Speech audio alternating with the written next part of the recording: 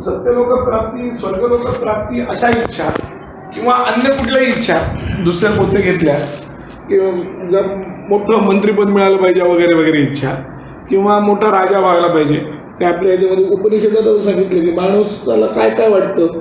खरं म्हणजे माणसाची सर्वात मोठी इच्छा किंवा पूर्ण आनंद कशात असतो तर ते म्हणले त्याचं वय चांगलं असलं पाहिजे, तरुण असला पाहिजे, तो आरोग्य चांगलं असलं पाहिजे, भोगण्याची त्याची सगळी साधनं असली पाहिजे आणि सगळी पृथ्वीवर त्याचं एकट्याचं राज्य असलं पाहिजे अशी माणसाची इच्छा असते.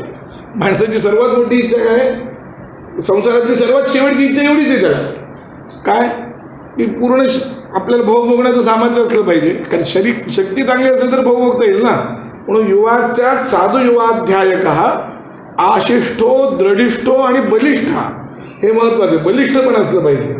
आणि पुन्हा तस्येयम वित्तस्य सर्व वित्तस्य पृथ्वी पूर्णस्य, आणि त्याची रत्नांनी हिऱ्यांनी माणिकांनी खचून भरलेली ही पृथ्वी त्याची काय पाहिजे, दासी असली पाहिजे, म्हणजे तो राजा असला पाहिजे, ही माणसाची इच्छा.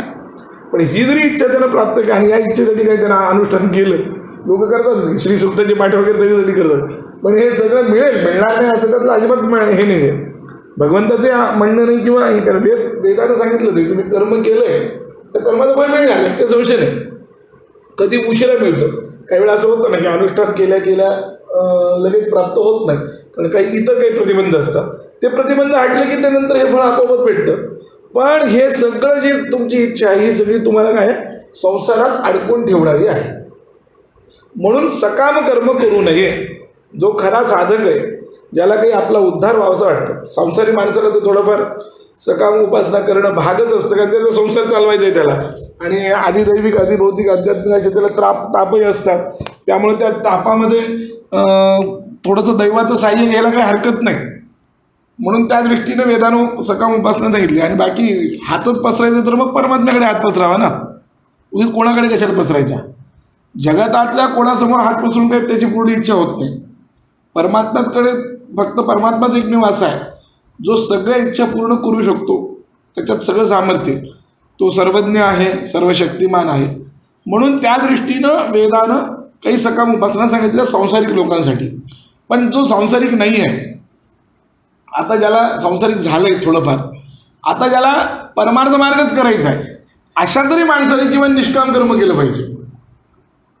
अशा तरी माणसानं आता इथून पुढं कर्म करत असताना अमुक पाहिजे तमुक पाहिजे किंवा मग आत्मन श्रुतीस्मृती पुराणं तो बोल प्राप्त्यर्थम अस्माकं सकुटुंबानां सपरिवाराणां, एवढा लांब लचक जो चर्चेत आहे, अप्राप्त लक्ष्मी प्राप्त ये, प्राप्त लक्ष्मी स्थिर काल सिद्ध ये वगैरे वगैरे. मग त्याच्यात पुन्हा आता संकल्प किती वाढवता येतो, त्याला काय शांत्यर्थ म्हणतात, पुष्ट्यर्थ म्हणतात, तुष्ट्यर्थ म्हणतात, काय काय काय म्हणतात, धर्मार्थ काम मोक्ष, हे सगळं एका त्याला पूजेत पाहिजे असतं हे सगळं. पण हे काही करू नये. हे केल्याने काही फार म्हणजे काय होतं की ते तुम्हाला पुन्हा संसारातच आणणार ना. भगवंताचं म्हणणं काय की परमात्म्याची तादात्म्य संपन्न झालेल्या बुद्धीने युक्त जर तुम्ही कर्म केलं तर ते कर्म हे तुम्हाला सोडवणार आहे. परमात्म्याची तादात्म्य संपन्न बुद्धी या शब्दाचा अर्थ परमात्म्यासाठीच केलेलं कर्म. एवढा लांबलाचा शब्दाचा अर्थ एवढाच आहे की परमात्म्यालाच लक्ष ठेवून परमात्मा प्राप्तीच व्हावी, अन्य काहीही मला नको, जगतामधली कुठलीही वस्तू मला नको, फक्त परमात्माच मला मिळावा, परमात्म्याची कृपा मला मिळावी, एवढंच लक्ष समोर ठेवून ते म्हणजे त्या घोड्याच्या समोर जसं झापड असतं तसं झापड ठेवून केलेलं जे कर्म आहे. पण ते कोणतं कर्म, शास्त्रविहित वर्णाश्रमोचित जे काही आपल्या वाट्याला आलेलं जे कर्तव्य कर्म आहे ते कर्म आपल्याला काय करतं, ते यातून आपल्याला मुक्त करणार आहे. म्हणून ते श्रेष्ठ आहे. असं न करता जर कर्म केलं तर ते झालं अवर. म्हणून दूरेण शवरं कर्म बुद्धियोगात धनंजय. म्हणून काय कर, बुद्धौ शरणम अन्विच्छ कृपणा फलहेतवा. म्हणून बुद्धियुक्त कर्म हे श्रेष्ठ कर्म असल्यामुळं तू बुद्धीला शरण जा, असं भगवंताचं म्हणणं आहे. बुद्धौ शरणम अन्विच्छ म्हणजे बुद्धीला शरण जा. बुद्धीला शरण जा या शब्दाचा अर्थ परमात्म्याशी तादात्म्यता संपन्न हो. परमात्म्याशी तादात्म्य कसं संपादन करता येईल ते तू बघ. परमा म्हणजे तुमच्या अंतःकरणाची वृत्ती. मनाचा काय स्वभाव आहे की त्याला जे लावलं तुम्ही ते लागतं, त्याला चांगलंही त्याला लागतं सवय आणि वाईटही लागते. मनाचा असा काही विचार नाही आहे की ते वाईटच करतं, असं काही नाही आहे. मनाला चांगले सुद्धा सवय लागले लागतात की मनाला, फक्त मनाला तुम्ही वळवता कुठं हा तुमच्या हातातला विषय. म्हणून दासबोधामध्ये किंवा समर्थांनी मनाचे श्लोक लिहिले. म्हणजे मनाचे श्लोक ही कल्पना वेदा इतकी प्राचीन आहे. वेदात तन्मय मन शिवसंकल्पमस्तु असं आहेच आहे की, कारण काय, माणूस जे काही कर्म करतो त्या कर्माच्या बऱ्या वाईट गोष्टीला, किंवा ते कर्म चांगलं हो वाईट हो काहीही हो, त्या कर्म होण्याच्या गोष्टीला मूळ कारण जर काय असेल तर माणसाचं मन असतं. प्रवृत्ती जरी झाली तरी माणसाच्या मनात आधी विचार येतो. जानाती इच्छती आणि मग येतं, ते असा नियम आहे. त्याला आधी कळतं, जाणून घेतो, मग त्याच्या मनात इच्छा येते, मग इच्छती, आणि मग इच्छती झालं की मग येतं ते, मग ते मिळवण्यासाठी तो प्रयत्न करतो. जानाती इच्छते व्याप्ती किंवा येतं ते असं नियम आहे. त्यामुळं कुठल्याही गोष्टीसाठी मनाला स्थिर करणं आवश्यक आहे. मन जर स्थिर असेल तर तुम्हाला एकांत म्हणजे लौकिक गोष्टीत यश मन स्थिर असेल तरच प्राप्त होतं, आणि अलौकिक गोष्टीत मन स्थिर असेल तरच प्राप्त होतं. कारण सरळ सरळ मन एव मनुष्याणाम कारणम बंध मोक्ष हो. मनच माणसाचं असं आहे की ते बंध आणि मोक्षाला कारणीभूत आहे. एखादी गोष्ट घडली जरी असली प्रत्यक्षात आणि ती तुम्हाला जर माहीत नसेल, यांचा भामन आपलं पंचदशीकाराने एक दृष्टांत दिला आहे की एक श्याम भट नावाचा माणूस आहे म्हणाले, त्याचं पोरग बाहेर कुठेतरी गुरुकुलात शिकत होतं. जुन्या काळातला तो दृष्टांत आहे, आणि चांगलं होतं, सुखी होतं. पण त्याला येऊन एकाने सांगितलं की तुझं पोरग गेलं, तर तो शोक करायला लागला. आणि त्याच्या बाजूला एक ग्रहस्थ होता, त्याचं पोरग गेलं होतं, पण त्याला माहीत नव्हतं त्याचं पोरग गेलं म्हणून, तर तो आनंदातच होता. दिवाळीचा सण होता, तर हा दिवाळीचा सण सोडून दिलाय ना, याचं पोरग जिवंत असूनही, कारण याच्या मनात आलं गेलं म्हणून याचं मन विचलित झालं. म्हणून दिवाळीचा सण असताना त्या सणात त्याला काही आनंद प्राप्त झाला नाही, आणि ज्याचं खरोखर म्हणजे घटना घडली, खरोखर याचं पोरग गेलं पण ते माहीत नाही, ज्ञान नाही त्याचं, मनामध्ये तो विचार नाही आहे आपलं पोरग गेलंय म्हणून त्याचं मन स्थिर आणि तो आनंद भोगतोय.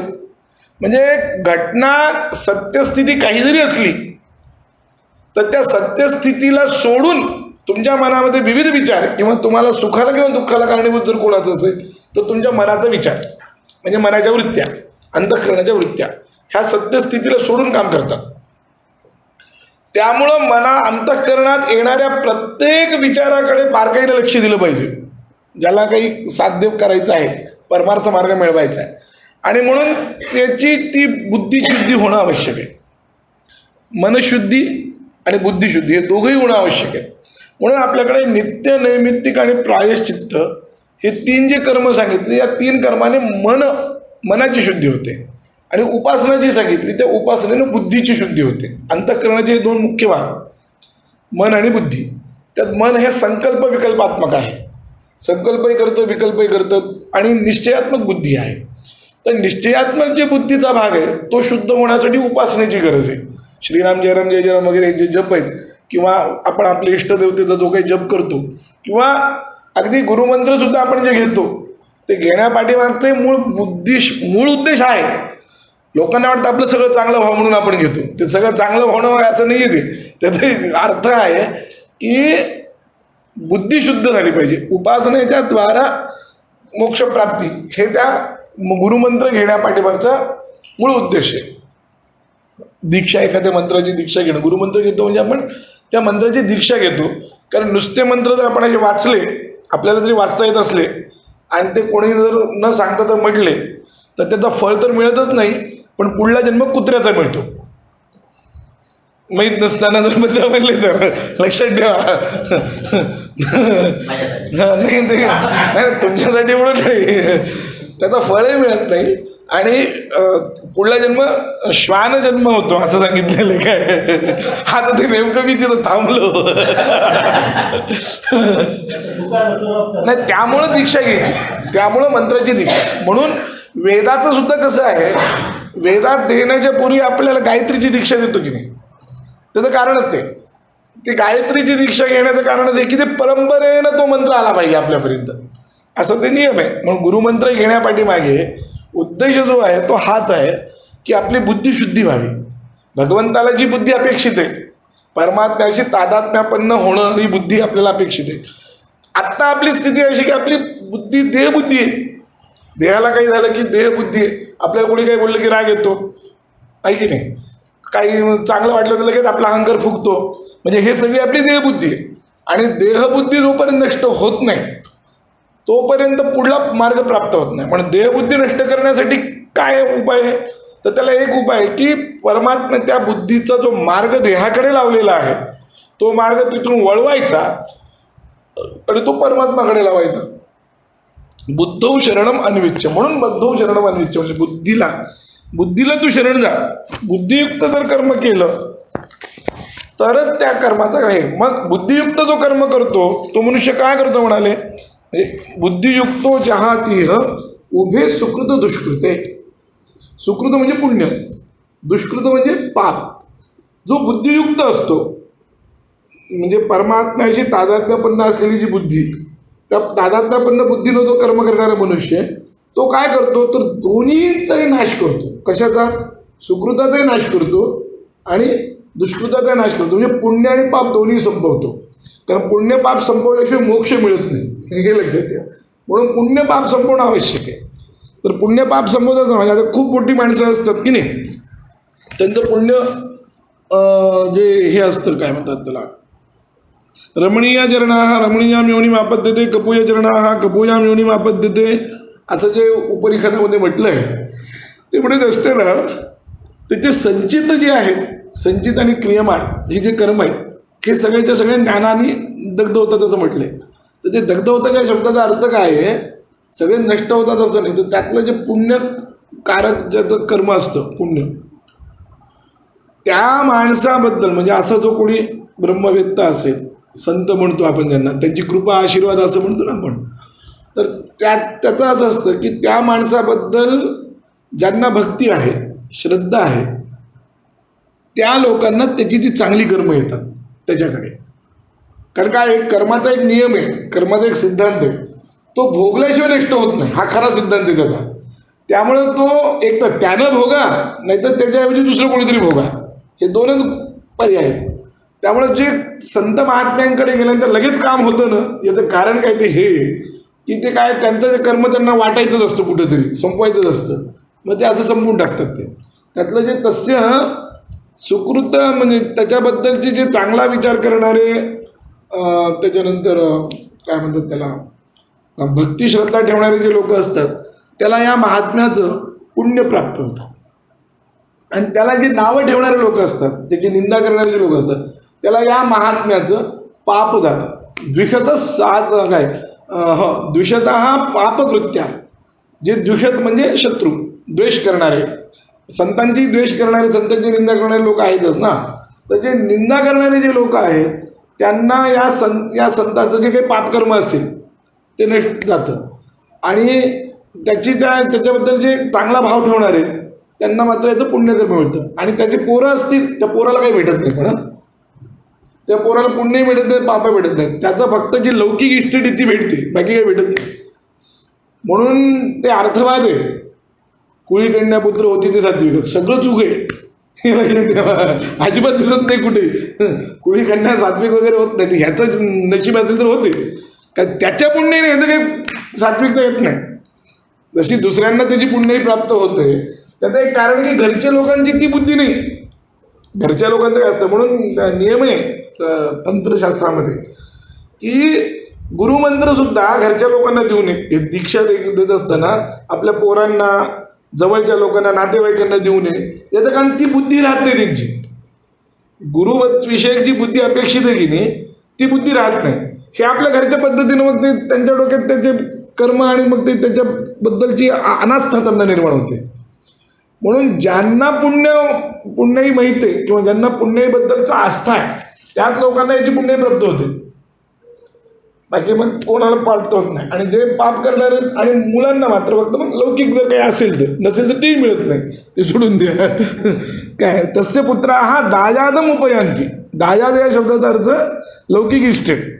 तस्य पुत्र हा दायादम उपयांती काय साधुकृत्याम द्विषत पापकृत्याम असं म्हटलं की ते मुलांना इस्टेट मिळते, भक्तिवान श्रद्धावान लोकांना त्याची पुण्यही मिळते, आणि हे जे आहे कोण निंदा करणारे वगैरे लोक आहेत त्यांना तिथं पाप प्राप्त होतं असं वाटलेलं आहे. तर हे दोन्ही सुकृत आणि दुष्कृत अशा प्रकारे तो संपवतो. हे केव्हा शक्य आहे? ज्यावेळेस बुद्धियुक्त होऊन कर्म केलं तर शक्य.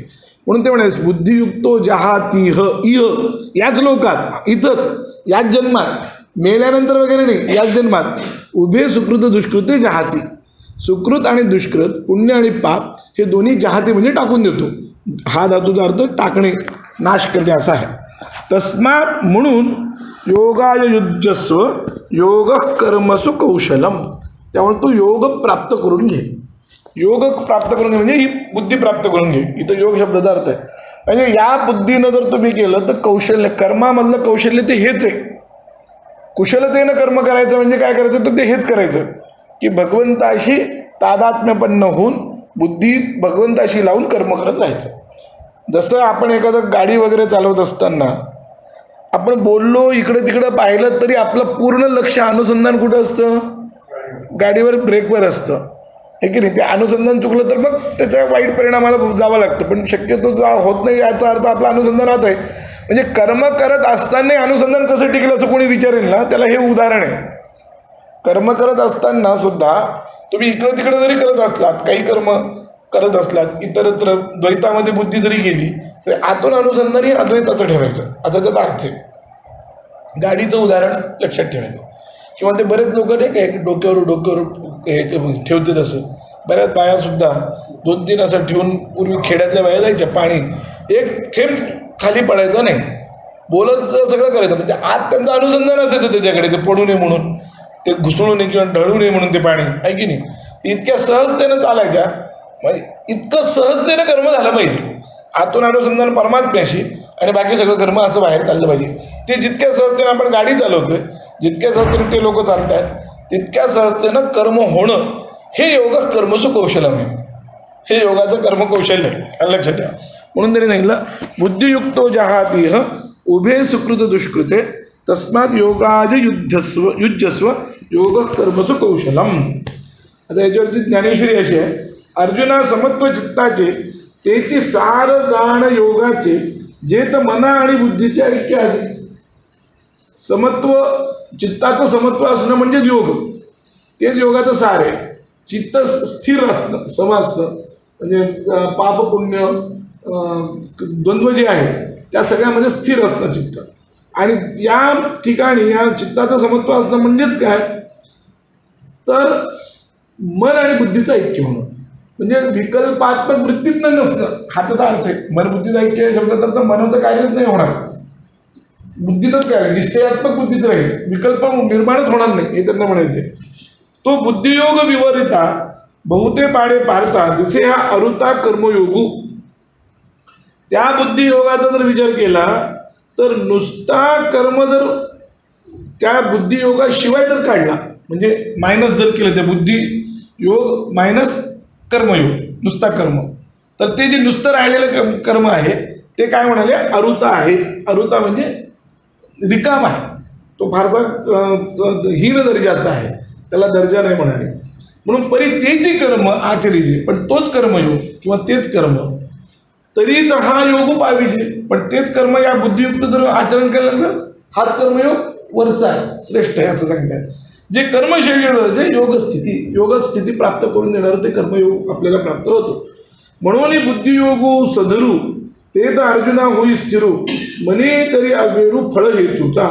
म्हणून बुद्धियोगाचं तू धारण कर आणि नुसत्या कर्माला काय कर, सोडून दे. नुसते कर्म करत बसू नको, बुद्धियुक्त कर्म कर असं त्यांना म्हणते. म्हणजे योगाच्या युक्त कर्म कर आणि म्हणून आणि मनामध्ये फळ हेतूचा अव्यय कर, कार्यकारण भावाचा अव्यय कर. म्हणजे फल सकामता जी आहे ती मात्र मनामध्ये धरूच नकोस. म्हणजे मनामध्ये आणूच नकोस की मला अमुक कर्म करण्यासाठी सकाम कर्म मला करायचे असं तू मनामध्ये आणूच नकोस, हे लक्षात ठेव. जे बुद्धियोग योजले त्याची पारंगत झाले ही उभय संबंधी सांडिले पाप पुण्य. ज्यांनी बुद्धियोगाचं स्थिर झाले तेच या संसार समुद्राच्या पार गेले असं समज. मग कारण त्यांनी या लोकात आणि परलोकातले दोन्ही प्राप्त करून जाणे जे पाप आणि पुण्य त्याचा संबंध त्या बुद्धियोगाला तोडतात. ते दोन्ही संबंध, पापही राहत नाही पुण्यही राहत नाही, म्हणून ते मोक्षाला जातात. थांबवतो.